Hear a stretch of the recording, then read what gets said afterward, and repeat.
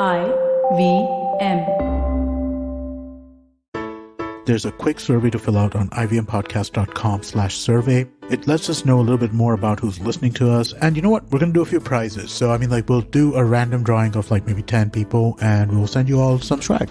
Remember, that's ivmpodcast.com/survey where you can fill out the survey.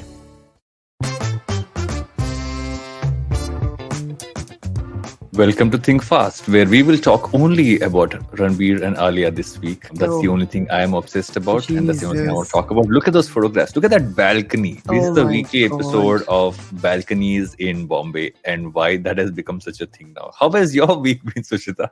Bro, you are basically making us like Perez Hilton / Viral Biani. Varun Duggirala. Viral Biani is the best. Dude, Mano Manglani, really Viral Biani, Woompla. I have subscribed to all these Instagram accounts. Oh my God. That explains the depth you bring to our Think Fast episodes. As always. But no, that wedding was really spectacular. Can I just say I am so sick of Sabyasachi outfits on Bollywood actresses. Did you see this interesting article? Who put this out? Article post. I think our friend Karthik Srinivasan, put it up, and who's been on the podcast before. He spoke about how Alia's the ambassador for Manyavar, right? And she wore Sabyasachi. Yeah. Even Virat and Anushka got married. They were both ambassadors of Manyavar and they both Sabyasachi as well. Is that good for Manyavar? Bad for Manyavar? Who knows? Yeah, but I think that, that very typical Sabya look of Kundan on Polki on Kundan and that beach partying with Sindoor. It's just Maybe they were drinking coffee out of Sabyasachi Starbucks mugs as well in the wedding. Which apparently are also getting a lot of hate because they're not as exotic as one thought they would be. But very cute couple, man. Very sweet. I really like their pictures. It's interesting to see that finally this one, and I don't know, no judging on anybody else, but it's like a star wedding which is in a balcony and not in an international location or one of those things. So it's interesting to see that. Also very low-key, and I think it's needed, no? I think somewhere this, construct of this over-the-top, ostentatious and kind of gross, horrible display of money Indian weddings. It's nice to see them show a more pared down version of the same. We can keep talking about the wedding, but let's not bore our listeners with the gossip that they can find on Instagram or whatever other platforms they follow. This week's been action packed. I don't know how you couldn't find enough stories. I was just oh my God, so much going on. Because I was only following one story. Oh, Ralia. One to Raya sounds like an STD. They should have really thought of another hashtag. I'm just guys, please think of something else. You should think of a cool hashtag for the both of them.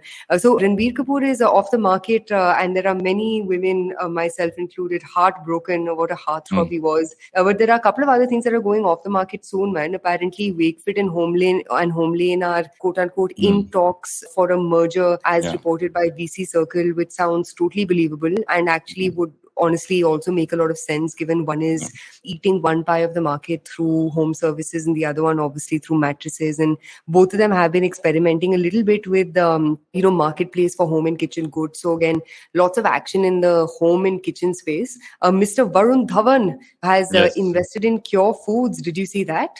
Yes, I saw that. But I think now it's almost like a regular feature, right? If you're looking at it, just the number of investments from celebrities and creators. It makes sense for a lot of these brands to do this. They just kind of get a celeb to kind of work with on a long term. And for the celebrities, great.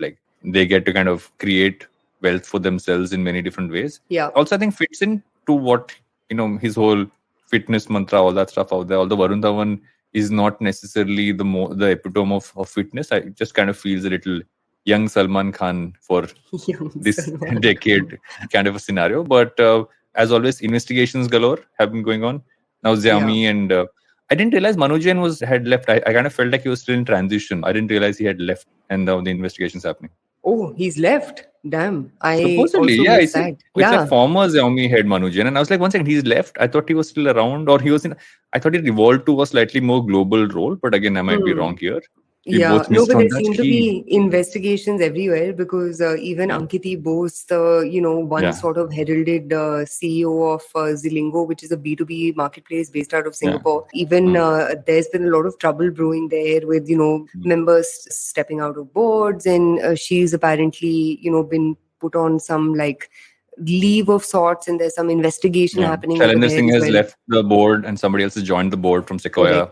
Correct. Yeah, but in brighter news, Supam Maheshwari's first cry is apparently looking to file a $700 million IPO this month, as reported by Inc42. And Rapido has raised a Series D led by Swiggy, which is very, very, very interesting, given that, the bike sharing sort of platform. Obviously, all of these guys took a bit of a hit during the 2 years of COVID and had their own sort of way of recovery. But this really seems to be a way in which Swiggy is, I guess, galvanizing their 10-minute delivery, God knows, but interesting things happening all around the world.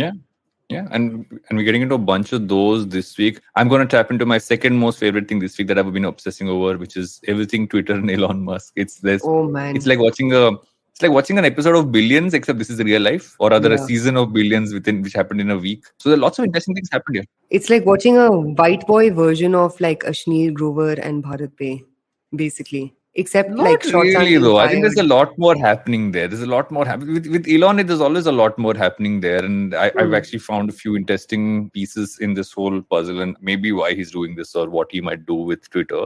Also, like in a very random story, but I thought it's interesting is that Netflix has put up this double thumbs up button. So there was a thumbs up and a thumbs down. They took off the whole 5-star rating a while back, but there's something about the double thumbs up which could be interesting to talk about. So I'm going to dig into that. And you are tapping into a bunch of stories as well. What are you tapping into? Yes, Queen. So apparently pre-COVID sales are back. There was a article which featured Ashish Hemrajani, who's the CEO of BookMyShow. And he apparently was talking about how, sales are through the roof and like traffic is off the hook and everything seems to be hunky-dory there. So we'll talk a little bit about that. We're also unfortunately going to be talking about all the trouble that seems to be brewing in the startup ecosystem. There have been, a massive firings across the board from the biggest companies across the board. And also, it would be good to get your insights also on, if I were a professional working somewhere, what should I really think through when it comes to switching around jobs this particular year. And finally, the story that we'll close off with, at least at my end, is e-commerce is advertising behemoths. So this will be a little bit about Amazon, Flipkart, and what they've been able to do as advertising platforms and not just e-com platforms. And I'm going to close this one off talking about live audio. Remember live audio? Something which is supposed to be the next big thing, supposed to kill podcasts, all that stuff. Didn't kill shit. So we talk about how Green Room has been revitalized by Spotify. It's not going to be a part of the Spotify app itself. Clubhouse is still around. I didn't realize it was. Supposedly still is. And Twitter Spaces as well. The stuff happening there as well. So lots more going on and beyond this as well. But I think this is what we're talking about this week. But before we get into any of these, take a short break. Be right back with Think Fast. Habits? Routines? How exactly do they help us get better? Well, to simplify it for you, tune in to the Habit Coach podcast. I am Ashton Doctor and I'm going to be here to help you get better daily with some simple, easy to do habits that you can easily adapt to your life. So tune in to the Habit Coach podcast from Monday to Friday because I believe that awesome lives start with awesome habits. Welcome back to Think Fast, where we are talking about the world's most interesting version of Tony Stark. Or is it Lex Luthor or Elon Musk? It's been an interesting week, right? I mean, last week we spoke about Twitter and Elon, and it's the drama has not ended. He obviously was supposed to be part of the board. Then he said, I'm not going to join the board because if you join the board, you can't hostile takeover. That was the first tactic by the Twitter board to kind of get him to do this, right? And then he goes out and he says, I want to buy 100%, offers them, I think, a 54 million per share, $54 per share, something like that he's already offered. 54 million per share. Bro, that guy has to run the world to be able to pay that. Looks like he is running the world right now. Looks like he is running the world. $54 per share in cash. But he said also there's a caveat there where he basically said that he's going to basis him arranging the financing, which means that he's not planning to finance it himself. He's obviously going to raise money for it. There's also a very interesting note. He sent a note to the SEC, which is the regulatory board, and it's public right now. But the night before, he sends it to Brett Taylor, who's the Twitter chairman of the board, as well as Jack Dorsey and a few others, where he basically gives his long reasoning as to why he bought the shares, what he thinks the future can be, the fact that he wants to take Twitter private. And by far, the most interesting line that anybody should use in a negotiation, he literally writes saying, I'm skipping straight to the end. This is my final offer. Mm-hmm. It's just such you got to, no matter what you think of him, that's like a great line. Like I would use that line in a movie any day. What do you think of what's been going on? I have a lot more info to give, but I thought I'll get your first thoughts. So I have not been following the story because for me it's as boring as like the Bharat Pe saga. And my reason for saying that is, one, I think we all forget that there is still a war in Ukraine and it's been going on for over a month. And, Russia refuses to give up and no one really seems to be coming to the aid. But the point that I'm making is there are more pressing issues in the world than Elon Musk and his hissy fits, and that's what I'll call them, right? I mean, after a point it's just like, dude, you've got so much going for you, are literally like launching rockets and are revolutionizing all things around EV, this, that, and the other. And it's appalling, isn't it? Like, isn't it just like, how do you have time? One, how do you have time to do this shit? And the second is, even if you had the time, why are you so narcissistic? Why are you so obsessed with staying in news cycles? I mean, all of this could have very well happened under the radar. So he seems like a Trump you can admire, but it's very similar characteristics. It's very like,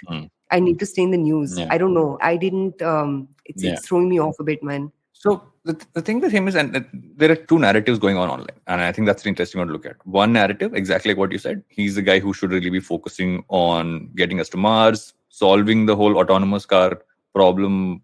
He's literally like the robo he's built, and there's a Twitter, there's a TED conversation he had which came out around the same time as all of this stuff going on, and I watched half of it. I haven't finished all of it, but he's literally built this robo in his gigafactory, which can pretty much you can build like thousands of cars, if not millions of cars, eventually without needing any human beings. Like, he's brought technology to that point, right? Would you want him to focus on that or on Twitter? And I think the answer is pretty clear that you want him to focus on that stuff. But interestingly, I feel that what Elon Musk has realized over time is that Twitter is his biggest amplification point. Like, it's his biggest marketing channel. It's how he controls his narrative. And there's something deeper. There's a Newsweek article which I came across, which is interesting. They said 4 things that he seems to keep talking about more and more when he talks about Twitter. He talks about taking it private. He talks about how he wants to take Twitter private, because he said a lot of stuff he wants to change requires it to go private, which means literally take it off this thing. Subscription versus advertising. He says you can't have public discourse with advertising. You need to have it in a subscription basis. And they already have one. Right? They have Twitter Blue, which is their service. And he's saying that people should pay much lesser, and all accounts need to get authenticated. So instead of having this bot-based behavior, every account on Twitter needs to be authenticated so you know it's actual people. And he said people who have more following should actually be paying a subscription. So that's one thing he said. So if people have a higher following, you're giving them a media channel, they should pay for it. Everything from, fighting bots to then fake news ratings was another point there. Saying most of the statistics put out on Twitter is again false. So you can combat that if you take it private, do a lot more work on that front. And he wants the edit button in there, which I think most people want on Twitter. I think we all want an edit button in there. So stuff like this, but more than anything else, I don't buy this whole speech piece there. But I feel some of these plans, would this transform Twitter to being the most like largest social platform out there? It could. But again, do you want him to focus on this or focus on something else? But again, that line. I think one thing to add over here is, I mean, he's Elon Musk, man. He can focus on whatever the hell it is that he wants to focus on, right? But I think, and all the suggestions that he's made, by the way, aren't only his. A lot of people have been suggesting this for Twitter, right? Scott Galloway himself, who's a very popular host of Pivot, dear listeners who may not be listening to that podcast, but you should listen to it because we are very inspired by it. For example, Scott Galloway has been talking about subscriptions left, right, and center as far as Twitter is concerned. So I think nothing that he's saying is like new or revolutionary. So I think this whole thing about, oh my God, what great ideas for Twitter is like, there are like a million other people who use the platform often enough who have literally said these very same things. Obviously, he has the money and the power and the capability, to sort of make all of these things happen for Twitter. But I think the thing that just like irks me a little bit is the way in which it's done. It's very like public square type behavior, which ironically is Twitter's use case, right? Twitter is that public square, which is what harms him the most, right? And actually, like, he's even spoken about in the past, and there's something which kind of came up about the fact that he's not necessarily a happy person. Like, he talks about the fact that he's not necessarily happy. He has so much to do. Again, he might be one of the most powerful voices in the world, but you're so obsessive about so many things, and you sometimes think about, okay, fine, do you want genius to focus on which areas, where do you direct its attention? But weirdly enough, I think about all the employees of Twitter. Supposedly there's a bit of like panic saying if he takes over, he's just going to upend everything they've been doing. which they finally have some sort of streamlining. 100%. And the second thing is, can you just imagine how much talent they will lose? Because if I were working at Twitter, I don't care how amazing I thought Elon Musk is or isn't. But, Yeah. like to literally have your company in public eye where you don't know the certainty of the future of your platform because there is all of this like infighting Oh, Parag Agarwal, going yeah. on. Oh man, He just got the job. the desis are just always the ones who get screwed in the middle of all of this. We can go on about this, but moving on to other stories. Yes. Desis getting screwed is not a great way to end the story, but we'll move. Let's not skip to the end. Let's skip to the next story. So the next story is, so ladies and gents, we're going to get done with all the bad news to begin with, and then we'll move on to happier and more cheerful things, and we can all giggle and laugh together. So the second sad piece of news is hiring and firing and what to expect this year. So Varun and I have been talking about this for the past couple of episodes, but there definitely is a severe crunching down as far as fundraising and investing is concerned. It's already happening for a lot of Series B, C plus startups.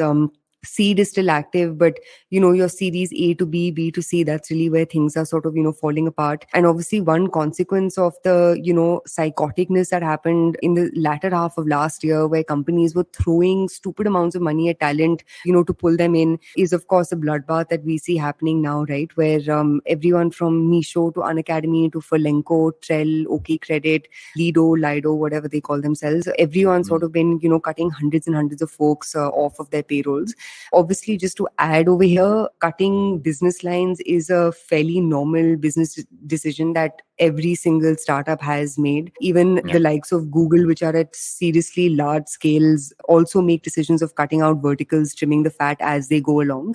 But obviously a lot of hoopla and the stress around this is where is it coming from, right? Is it coming from funding cycles drying up? Is it coming from talent not necessarily being able to deliver on the kind of ROI that they were hired to do?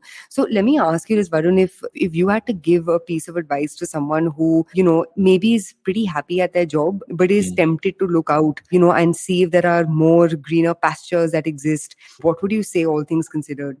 I think at some point in time, people are going to look at, while you might want to jump on to the fastest growing or what seems to be the next big thing kind of segments, many people go towards stuff which is more stable for the next few years. It might make more sense if you want to have, either you're saying, okay, I'm very good at what I do, I'll be able to find opportunities for myself if something goes sideways. But in general, focusing on more stable businesses to work for, but more importantly, look at which vertical you're a part of. I don't think it's about, none of these businesses, I mean, there are a few of them which have obviously had larger issues, but they're not shut. It's not an overall business problem. It's basically looking at specific lines of business as problems. And so you got to kind of figure that, is this something they're experimenting with? Is there something that they've been doing for a while? Doing for a while might be a safer bet than experimenting with for you to join. But I think that's the way people might look at a little more stability for the next few years, just to be on the safer side for their own careers. But this is going to be a thing. I feel that what I also feel kind of happened is the way it's been done kind of also scares people, right? If things are happening back to back around the same time, you're seeing this happen to multiple companies, it also then worries people about, okay, is it a smart thing to work for a startup? Although I can't call any of these companies startups. Most of them are like unicorn status or getting there and stuff like that. Or do you just go for like a age-old company which seems to be robust over decades and I'll just be more stable there? I think that thought will slowly start coming back. So I think in what you've said is absolutely spot on, which is a lot of these companies, so for example, like Misho and the layoffs that they had were in a very specific sort of vertical, right? It was actually in their vertical of like farm related, or grocery products that they had launched. And obviously they've, wound that business down. Everyone did things during COVID, which they may be sort of like tempering down on right now, right? Basically FOMO stuff like Gaurav Munjal said. 100%. A lot of the shit driven out of like, oh my God, we need to play in this category because it can be big. I think the advice that you've given is, fairly sound. I do think the good thing, the silver lining on all of this is I hope somewhere there is a reckoning of how two things, especially younger employees, look at their careers, because I think thanks to the past 6-7 odd months, and not just the 6-7 odd months, but even before COVID, right, there was this rampant sort of fundraising that would happen where you'd suddenly see people, switch jobs like crazy. And the problem with a lot of this is there's also this narrative that ends up coming up on LinkedIn and Twitter and all, right, which says something along the lines of, oh, there's nothing wrong with changing jobs and you should have an open mind and experimentation is a part of youth. I think a lot of this feedback is very, very, very misguided. And I say this as someone someone who's actually not much older than someone who's in their, mid-20s. I mean, I've seen the cycles and we've all sort of been there, done that. I do think the one thing that it rationalizes is how people think of their careers. And I hope the second thing that it also does is I hope it rationalizes salaries, man, because, 6 months ago, they've gone insane. Dude, just unaffordable. And the tragedy of the situation is, salaries are not a 100% determinant of your capabilities or your worth. And I think the problem is people look at the amount that they're paid as, what their like time worth or what their capability worth is. But I think somewhere equating the work that you do to how much you earn, there has to be a decoupling of those two. And I don't mean this in a toxic way where, a company should underpay employees or, take unnecessary advantages of folks who are determined, hardworking, loyal, etc., etc. But I think somewhere there has to be this like rationalization of how do you define work, right? And is the only definition of work equal to how much you're earning, or what your appraisal looks like? And how much are you learning? I feel what we often forget is that you might, and there's also like people are just starting off getting insane salaries, right? Like a couple of years in, you will also learn a lot by working with traditional companies. I feel what's happening is I have a large set of people who are skipping that learning curve, moving straight to the startup ecosystem, who are also kind of figuring things out as they're building things out. So you're going to end up with a workforce which hasn't learned traditional forms. So you're not improving traditional forms. You're coming up with newer ways to do things. But in many ways, you don't have to come up with new things. You just need to kind of perfect the wheel a little bit more. You don't have to reinvent it. I think that's really where we're getting into in terms of the workforce, because you're seeing that the people out there, people don't know how things were done, but they're trying to figure out how things should be done while trying to do something now. And I think that's where it's going to be a larger issue from a workforce standpoint, even like I would say a year or two down the line. So I want to make this conversation a little broader, for the next couple of minutes. I saw this tweet recently by the guy who runs Stoa School, Raj, I'm forgetting his last name. And he said this really interesting, and it's not fully related to this story, but somewhere related to how people define, work, right? He basically posts something along the lines of, like the problem now is people are so scared about saying that they are enjoying their work and they're happy to work on weekends, or happy to work longer hours, because the second you say something like that, you're going to be cancelled for like, toxic work culture and exploitation and this, that, and the other. But don't you feel somewhere like just the conversation around what work is and what work life needs to be has just gone totally out of whack? You can blame the pandemic partly, because I feel the pandemic took the entire mix of, because there was work hours and there was home hours, right? You would spend more time in the office. It felt like a defined amount of hours. Okay, are you overworking yourself? Now, because it's a mixture of things. Well, obviously a lot of startups have moved to 100% capacity working out of their offices. While the lines have got super blurry, I feel at some point we've also, while you're worried to say it, we're still making people do it. That's the difference. Is that it's not like people aren't being made to work weekends. People aren't being made, but you don't talk about that. It's on one end, the badge value of hustle culture comes out often enough. On the other end, there is a middle ground, which is doing things in a planned, structured format and not seeming frantic for growth. And I think it all stems back into one simple thing, right? Like if you raise way too much capital, you are going to come to a point where you're running after growth so much that all structure goes out the window, all long-term planning goes out the window. All you're worried about is how can I hyper grow right now? And that leads to chaos. That's literally what it is. Damn, listeners, Varun actually learned something. Are you okay? Move. Oh my God, look at you being all like perspective. Wow. Yes. So much from Ralia.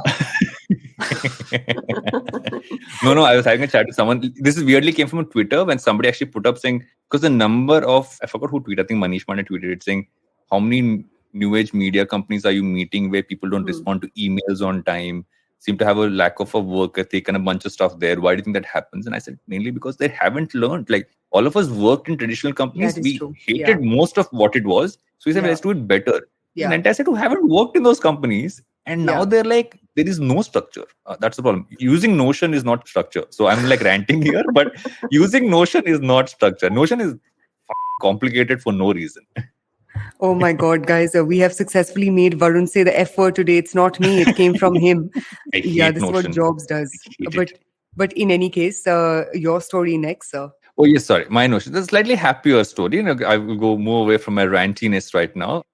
It's a random pick for a story, but I thought it'd be fun to talk about. So Netflix recently announced a 2 thumbs up button. There used to be a don't like this and I like this. Now there's a 2 thumbs up, which basically says I really like this or I love this. So there's an interesting stat here that skip intro button on Netflix is pressed 136 million times a day. 136 million Wow. times a day, right? Which is basically 195 cumulative years are saved by skipping intros daily. Oh my So God. there's a whole conversation about Netflix buttons and how that has so much real estate, and then poor people who make those intros. I'm thinking of the entire industry which makes these beautiful intros which you watch once and then you skip every time.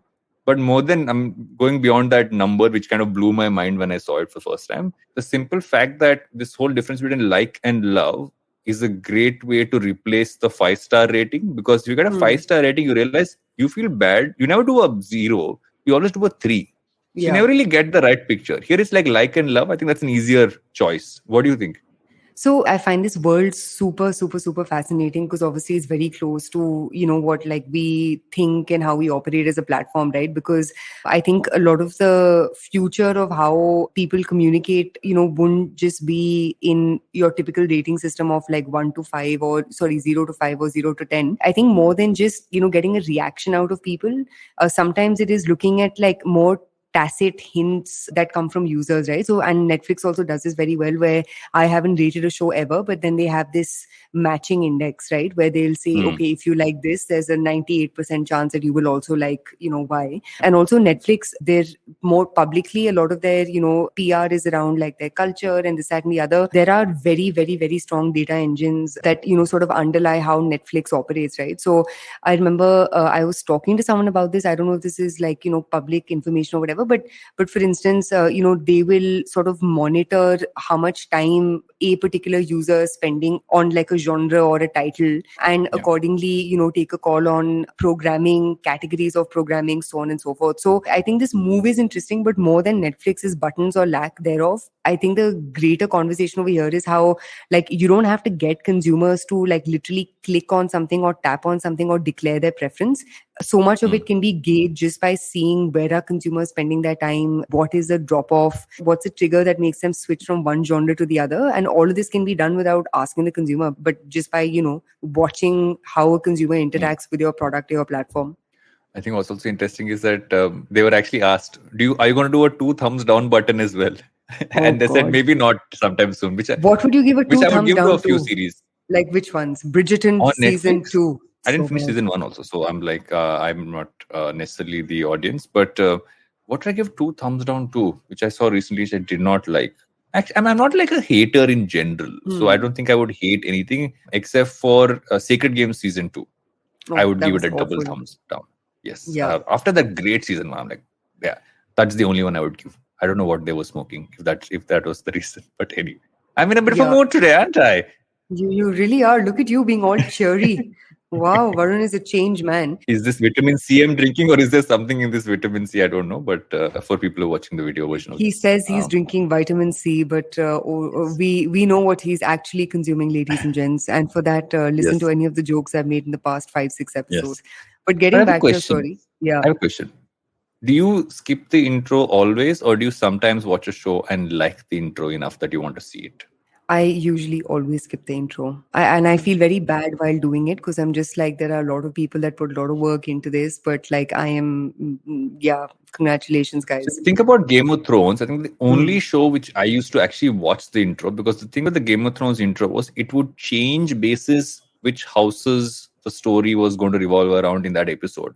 So if you actually saw the intro, you would say, okay, it's going to be about this, and this.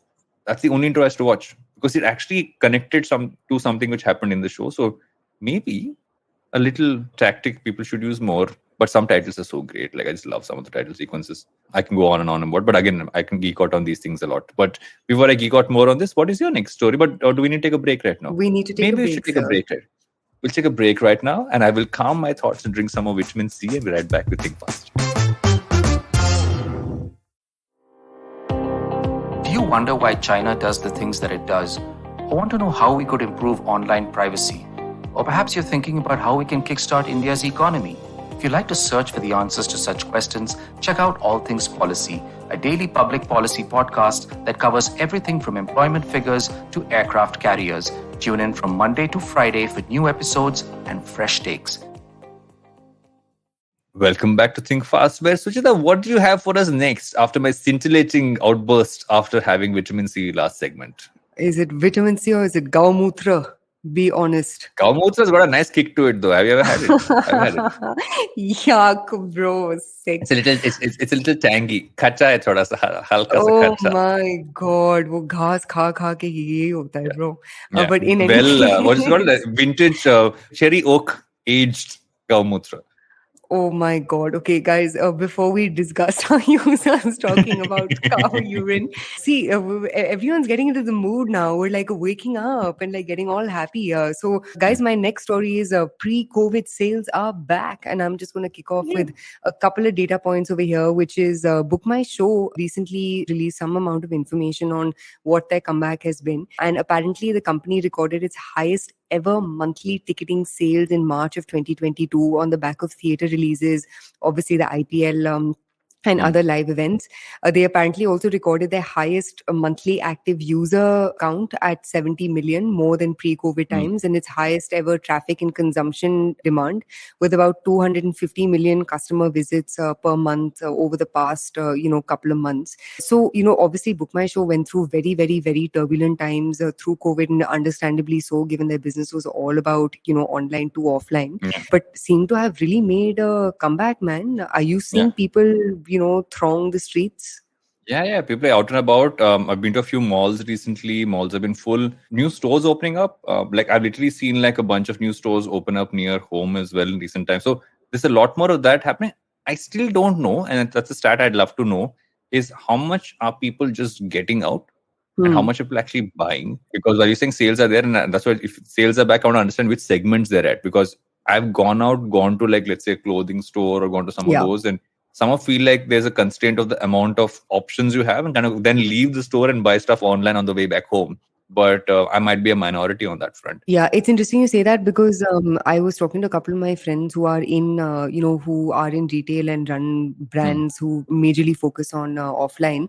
And all of them have also been talking about exactly this, which is traffic is back. But, your revenue, especially in categories like apparel, lifestyle, etc., are closer to that 70 to 80% of what they were pre-COVID. So events 100% are back because, again, it's cheapest form of entertainment, that 250 rupee, ticket that you're using to go and watch RRR or whatever else. But you're absolutely right. I think the retail boom is still a little lacking. But Book My Show is interesting, right? I remember when they launched Book My Show Stream in the middle of COVID, it suddenly become a streaming platform of sorts. Like just buy like a ticket but watch it online. I actually used that for a bunch of movies, and I actually thought it was a very reasonably well-made platform, considering I don't know if they were building it beforehand. Yeah. But I used it a bunch of times. I watched a bunch of movies on that. I don't know if I would go back to it. Now, again, default, you go to Book My Show, you go to buy a ticket to watch a movie, because I've seen like many movies, although I missed RRR in theaters. But I think it was an interesting way for them to kind of still stay afloat of sorts, because obviously for them, like you said, primarily events and movies, and now it will be a good time for them. Ashish has always been one of those people who focuses on profitability, building a business that is robust, foundation-led. So I think the worst might be done for Book My Show. Yep. It will be good going ahead. No, for sure. In fact, there have been a couple of events happening in Delhi, both in F&B as well as in, food, etc., in like 40-degree heat. And tens of thousands of people have thronged to venues. It is just like I'm going to a beer festival tomorrow. I'm like, yeah, there's beer festivals, there's gin festivals, there's like, fashion bazaars and this, that and the other. And people are, up and about, really, really, really with a vengeance. Boner Med Fiesta has not happened yet. Oh my God. Guys, Varun is taking his own case. I don't even have to do anything on today's show. I love this. I'm waiting for it. Somebody please do Boner Med Fiesta. I want to attend. Oh my God, that sounds absolutely horrible. But in any case, you threw me off my f***ing track. Jesus. How does this feel? Oh my God. So what I was saying was, obviously Book My Show and events is one thing, but if you look at the US, I think what's very interesting is a lot of your retailers are looking at offline through a totally different lens, right? So ladies and gents, if you remember back in 2018 and 2019, every conference that would happen, the one panel discussion on every like consumer facing conference would be on what's the future of retail, right? Because a lot of retail has been fairly boring, very like, cut to cut. Obviously, a lot of retailers have shut down, and significantly so through COVID. And I was reading this other really interesting article which spoke about how in the US, a lot of large companies, and they gave the example of Mango, are, really looking at offline not only as a revenue generator, but also as a way to drive discovery and to drive, consummation of that purchase online. Another very popular, beauty company called Glossier, who've been launching their own sort of retail stores. They also look at their offline as, an experience center, right? You saw Fab India, more closer to home in India, also sort of, double down on their experience centers where they have Fab Cafe, this, that, and the other, versus, just their multi-category sort of format stores. I think the great thing that's come out of this is people are really asking themselves, what's the job to be done of an offline store? And when consumers do start coming offline and spending in throngs like they used to, what should an offline experience be like? Yeah, I think take a thing out of Apple's notebook and just use that, right? They've been experience stores before the pandemic as well. I think that will be the way to go. Like look at a Decathlon, look at these places. They've actually survived because people go there not just to buy. Exactly. Fab India, again, a great example, like you said. I even like people like Pepper Fry, etc. Right? They have actually, if you go to a store and not buy online, they're going there for the experience. So I guess that's the way to go as you move ahead. One small point over there, like there's this really, really cool brand based out of the US, which you should check out. It's called Revolve. And they are an online website and they do a lot of like trend-based fashion. And in fact, they've launched a lot of apparel brands with popular influencers in the US. So like there's Camilla Kaleo, then there's, Army Song. So they've launched a lot of collaborative brands with these influencers on their platform and again, done it very well. They have this really interesting format for retail where they've launched this thing called the Revolve Social Club, where basically their offline store is like it's not even a store, it's like a events venue. And the whole purpose of that venue is to bring influencers together to do events and use those events as a way to create online chatter. Right. So use offline as a vehicle to drive more user-generated content on the internet and drive, more experiential-led conversations online, not even commerce, experiential-led conversations online. So a lot of really cool examples coming out of the US where everyone is sort of being forced to reimagine what does offline look like. And if you don't have all the money and the cash flow to spend on offline stores, how can you make offline reduce your customer acquisition costs or your conversation acquisition costs online? I like that term. I'm going to use it more often. Conversation acquisition costs. Acquisition costs. Okay. Your next story, sir. Not for boys to use in conversations. Acha, theek hai. Okay, done. Let's go. Next Let's one. move ahead. Move on to the next one. Do you remember live audio or whatever live audio streaming was at some point of time? It was like the hot new thing. Clubhouse was taking over the world and we were like, we're going to live in the Clubhouse metaverse and all podcasts were going to die. Do you remember that time? Yes, when like everyone was ringing the bell saying no one's going to listen to podcasts anymore and podcasts are so boring and live audio is so spontaneous, but that lasted all of 3.5 seconds. Yeah, and suddenly there's been this lull, except for Twitter, which I think did a smart thing by integrating Spaces really smartly into the Twitter app. And that's still been going strong. It's not like it's a massive thing, but there's enough happening there that you always see a few interesting spaces kind of going on. Everything from press conferences to announcements to random late night conversations. I've been a part of some of these and they've been fun to be a part of. But Clubhouse obviously has still been around, but seems to have really like gone down. And like I went back to the platform for this story and I was like, is there somebody still there? And there were a few Bollywood discussions in some random, slightly non-veg conversation rooms, if that is the term to use for it. Do you know what non-veg conversation rooms are? Oh my God, yes, Varun. We are all over 22. We understand what that means. Yes. But then there was Green Room, which Spotify acquired. Green Room used to be a platform primarily for sports. So it was live audio, but for sports only. It was going to be their Clubhouse competitor. They acquired it. And then there was Crickets because nobody was on it. Yeah. They're reviving that, but they're basically moving it. They're calling it Spotify Live and they're bringing it into the Spotify app itself, which I think makes sense, right? They realized this is not working as a standalone piece. They never really pushed it out as much, to be honest. They just rebranded the color. The color became green like Spotify. But it's going to become a part of this. I think that's an interesting move for them. They're kind of making this the hub of all things audio, right? You want live, you want podcast, you want music. They also have a few interesting formats like music plus talk, etc., which is there. So it's an interesting move for them to revitalize this whole space while Twitter moves in the other direction. So LinkedIn, which has launched their own version of this, still in beta testing, but they call it live audio events. They don't call it streaming. This thing is an audio event you're doing. They call it events because it makes sense for LinkedIn to call it that. So what do you think about this entire audio space now? I don't know. Obviously there was a lot of hoopla around live audio, and I remember, every platform and its mother was launching a live audio, platform within their app, right? I can't remember. Did Facebook try something? I remember one of these, Facebook tried companies. it. Yeah, Facebook tried it. IG would have done some random stuff on the side, but ID just increased the number of people who could be on their live. So before it used to only be 2, I think now about 4 to 6 people can be on it, if I remember right. Got it. So obviously, there's this excitement around it. I definitely think the platform where it makes the most amount of sense is Spotify. And I think, with Spotify's foray even into videos, right, which we had spoken about in one of our past episodes, where even the Joe Rogan show, you can now watch the video on Spotify, while like listening to the podcast. I think Spotify seems to be best poised to make this happen. What I will say, and I know we've discussed this a bunch of times, but Twitter is where the influencers are, right? I think where Spotify will run into a wall is, dude, sure, you've got the base and you've got the technology, but do you have the proprietary influencers at scale as is needed to, make this happen? And maybe one thing that could work for them is all of these exclusive contracts that they've signed with, Joe Rogan or, that girl who runs Call Your Daddy.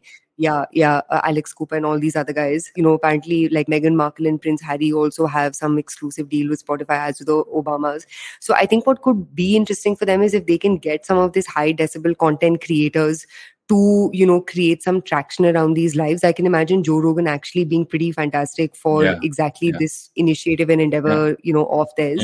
But I do think where, for better or for worse, this is likely to see the most amount of adoption from a creator's perspective.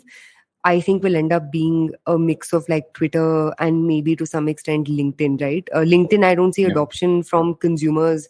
I see adoption from a lot of like, LinkedIn companies. Creators. Yeah, exactly. So I don't know how much content, can be created there, but yeah. I think LinkedIn honestly is going to be a lot more about like, one of the best use cases on Twitter and LinkedIn I've seen is that don't do a press conference, just do it on a stream, like do an audio stream. In that sense, you don't even have to do video in that sense. You can just do it off audio. You can have, just call-ins and stuff like that. So that's where I think that part will kind of go. But the interesting part I feel for Spotify is this could be their way to really finally also take over radio. Because radio is live, right? You have live call-in. You have a lot of that stuff. They've had, and this is me like randomly trying to mix two features, right? Their music plus talk is the most underrated podcast feature, which is used very little, where basically you can have someone talk and you can put songs in between. And because they're Spotify, they have music. But imagine if that could be live and you could play music in between. That is like a live radio show you can interact with. Like I would listen to that, right? Yeah. And I feel some of those could actually make sense. Because I feel that at some point, we haven't disrupted live audio and live radio in so long. So it kind of feels like more of the same. They have the talent, like you said. Yeah. I'm excited. I'd love to try doing a live audio thing with music if I have time to do more things.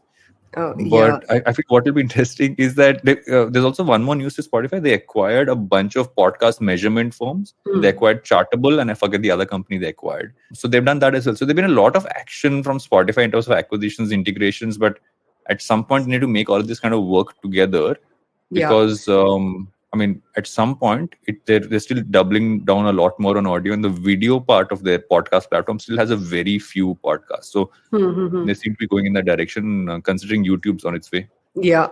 So, guys, last story for today is my story on e-com as advertising behemoth. So, for those of you who have been living under a rock, Amazon is the third largest advertising platform in the US after Google and Facebook, of course.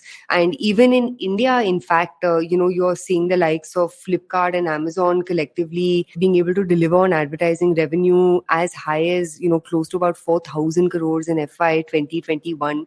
So, for example, even if you look at Flipkart more specifically, right? Flipkart Internet's income from advertisement services climbed to 1386 crores in FY21 from about 1,000 crores in FY20. You're also obviously seeing, though there are no public numbers available, but you're seeing the likes of Swiggy and Zomato also monetize fairly robustly through sponsored ads and promoted ads on their like listing pages. So if you search for something on Zomato or Swiggy, chances are you'll see promoted listings come up. And obviously the payment against a lot of this is not just in the form of commission, but it's also in the form of like flat fees that you end up paying.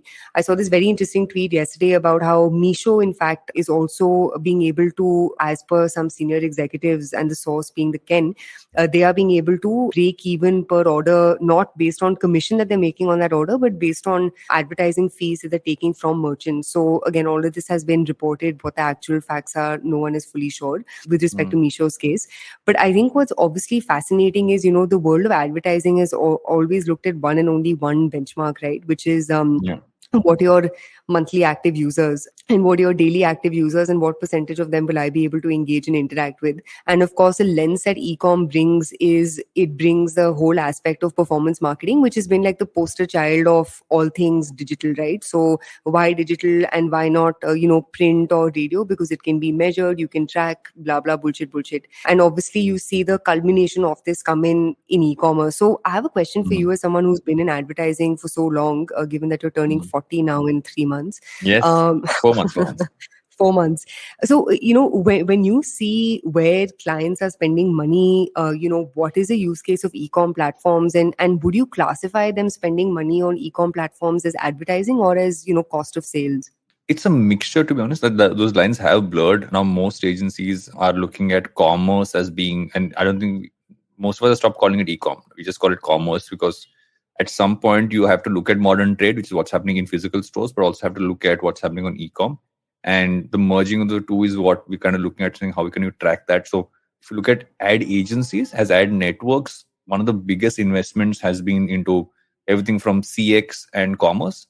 That's really the growing areas of like, what are the things you need to double down on and grow more as functions? Those would be the two. That has been the most, I would say, the most action happening in the last few years.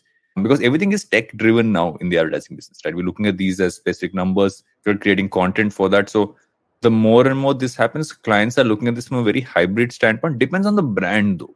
That's the only caveat I'll give. There's some brands which are so clearly still like physical store focused because their audience isn't as prevalent in the e-com side. They go a lot more in the traditional form of mix. But the number of clients we've had who launched digital first brands and stuck to being digital only is very high. It's just scaled over the last like 5-6 years. And that's happening more and more because if you're a large conglomerate, you can launch a digital first brand, test it out into the market, understand what's happening, look at the data, kind of play around with, dealing with like 3-4 smaller cohorts of consumers. You're doing 16-20 cohorts of consumers, right? You can really go deep into the data and break it up. And it's been an exciting time to kind of look at how that's evolving. But one of the key things here is that the more and more you do this, you realize that this is actually the largest part of the advertising business now. As much as we talk about the bigger creative from a brand building standpoint, which still holds a lot of value, a large part of what we're doing is really doing this, saying we're really focusing on commerce, pushing stuff out there from creative that lends to commerce is where the ad business is headed. Yeah. And I, really like that you say that because if you had to sort of juxtapose this to, say, for instance, Facebook, right? Facebook's big bet has been small to mid-sized businesses because they are the ones who need traffic to go to their websites, right? And the irony of this whole situation is it's almost as if platforms like Facebook and Google have helped build Amazon up. And the one thing that's likely to be their biggest Achilles heel in all of this is going to be your large FMCG brands that typically contribute anywhere in between 40 to 60, 70, 80% of revenues for a lot of these guys. A lot of that money, chances are, will, flow over to where the quote unquote conversion is happening, right? Because a lot of your, large iconic brands all over the world, a lot of them obviously chances are will spend more on marketplaces than necessarily driving revenues towards their own website. So really what needs to happen over here to sort of resurrect Facebook, Instagram, Google and the likes is this whole shop directly from businesses. So like the whole quote unquote Shopify movement. Yeah. That seems to really be like the, last hope. That's happening a lot, by the way. I'm hearing more and more people who are saying, I want to first focus on building that out, because the worry with Amazon is you're in a sea of products. Yeah. So you have to spend a lot more. And I feel on the other end, what's really happening is performance marketing isn't doing as well as it used to because of constraints Google and Apple have done. You can't get the kind of and everybody's competing, right? There's so many startups there. Everybody has a D2C brand. So because of that as well, people are being a lot more careful with this. Plus also Amazon tends to take too many of these products and make their own versions of it. So that's a whole different problem. Yeah. I'm not making this as a case for Amazon because, like you correctly said, Amazon has multiple different issues and most companies are wary of having a single largest source of revenue, right? So 100% companies will always diversify where they pull revenue from. But I think one thing that, platforms like Google and Facebook will have to figure out is what is their competitor to Amazon, right? So for example, Google has been spending a lot on their version of, shop and product discovery. So Google's, even if you do quick Google searches, they've doubled down on product discovery as opposed to just, link discovery. In the Facebook ecosystem, you obviously see Instagram tripling down on ways in which they can make conversion happen through, IG shop. So I think somewhere it almost seems like these two universes of content, commerce, will converge, and what the final results look like, for Amazon or for Facebook will be fairly interesting to watch over the next couple of years. Yeah, I agree. It's going to be an interesting time. Speaking of interesting times call for interesting breaks. And because right after that, we have to come back with recommendations. And I still have to think about what my recommendation is. Have you thought about yours? Yes, Queen. Achha, okay. So we'll take a break and right back with Think Fast.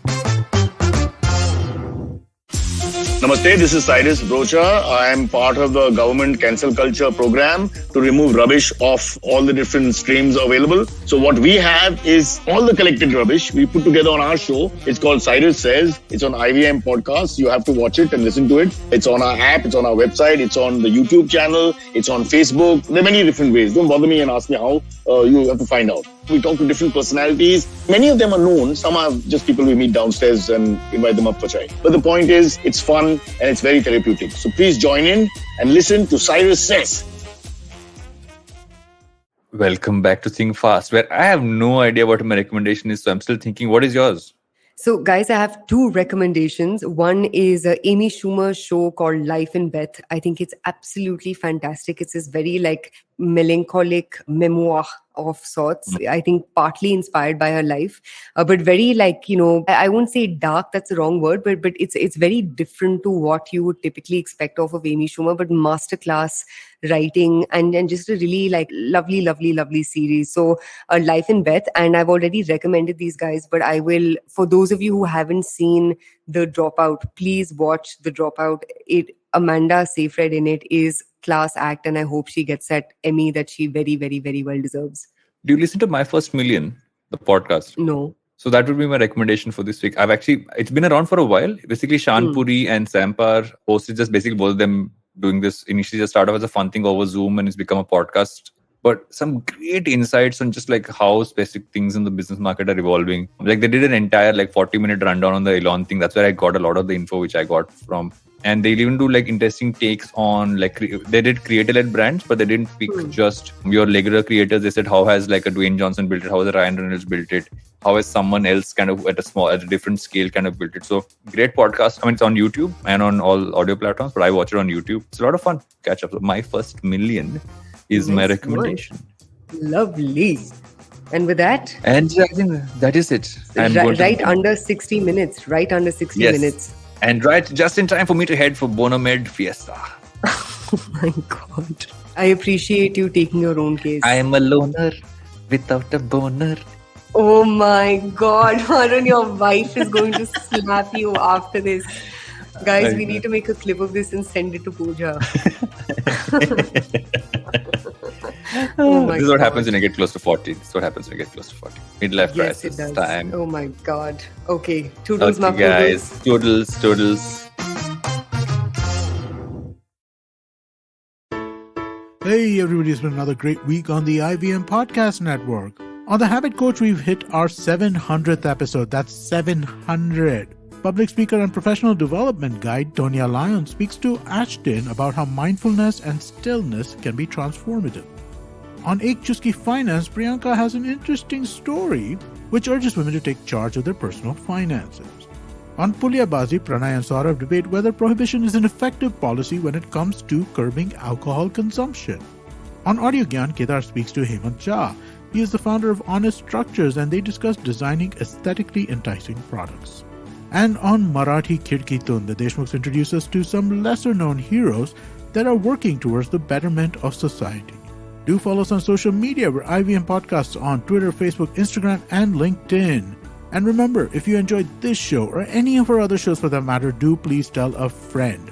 Also, don't forget to rate us on any of the platforms you're listening to us on. You can check us out on YouTube as well. On ivmpodcast.com/YouTube, we have a list of all of our YouTube channels. Do check out if your favorite show is available as full video. We are also doing a small listener survey to better understand how you respond to our shows and advertising on the network. We'd really appreciate it if you could spare a few minutes to fill it out. It helps us build better shows for you. And finally, we'd like to thank our sponsors for this week, SBI Life Insurance, India Water Portal, and Jupiter, a digital banking app. Thank you so much for making this possible. Don't you think that if everyone around you is getting smart, you better be smarter? Hey there, I'm the traveling professor Siddharth Deshmukh and I'm back with season 2 of my podcast to make you smarter. Smarter with Sid. What's this season's focus about? Well, it's about 10-minute nuggets that will make you stand out at work. It's time to go from smart to smarter. Tune in every Tuesday and Thursday and become smarter with Sid.